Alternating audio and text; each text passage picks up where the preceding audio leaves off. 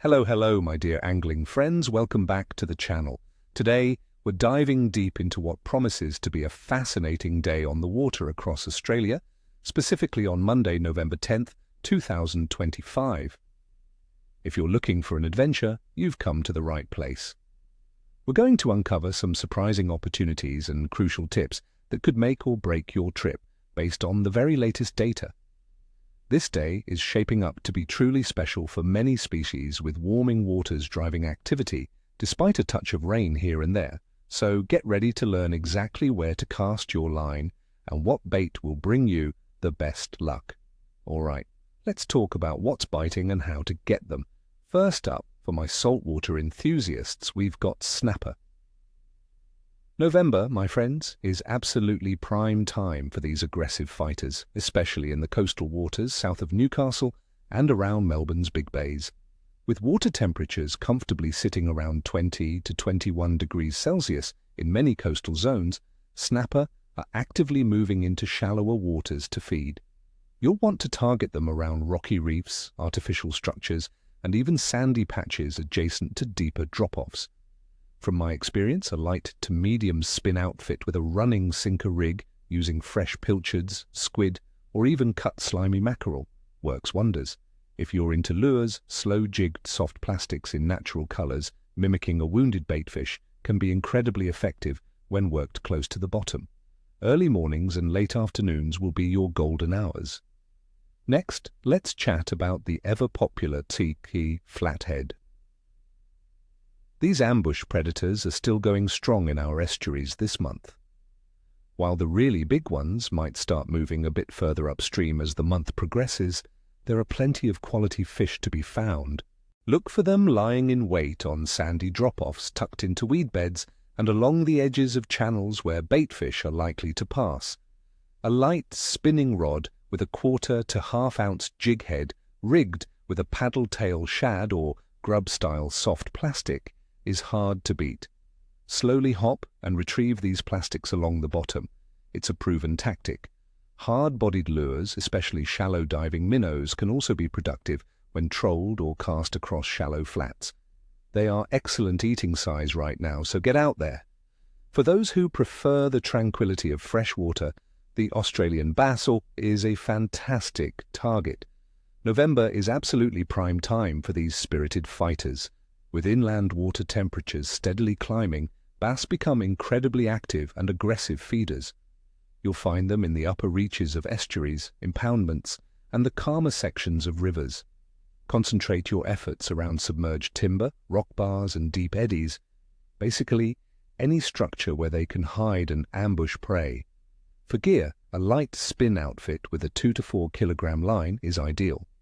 Early in the morning or late in the afternoon, small surface poppers or walk-the-dog-style lures will drive them wild. During the brighter parts of the day, switch to small deep-diving crankbaits or weedless-rigged soft plastics, bouncing them off that structure. Finally, for my dedicated trout anglers, while some lower-altitude waters might be getting a little warm, the alpine streams of New South Wales and Victoria are still holding that crisp 10 to 20 degrees Celsius sweet spot. Here, the trout are very active, keenly looking for insect hatches. Focus on riffles, deep pools, and undercuts along the banks where they can find cover and food.